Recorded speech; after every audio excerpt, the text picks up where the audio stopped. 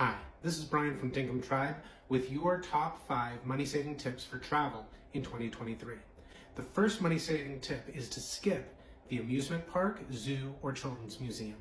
All of these attractions seem really fun, and they are actually quite fun. The only problem is they're also quite pricey. And while that works when times are great, it's not so easy when times are tight. Another thing to keep in mind is that these attractions are pretty much the same gig no matter where you go. A zoo is a zoo, or a children's museum is a children's museum in one state or one place as well as another.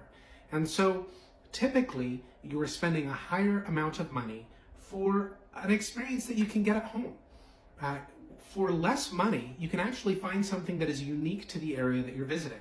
A place like a hike or a local historic site or a national park or national historic site can give you the flavor and experience of the actual place you are at, instead of having to just have more of the same with a higher price tag.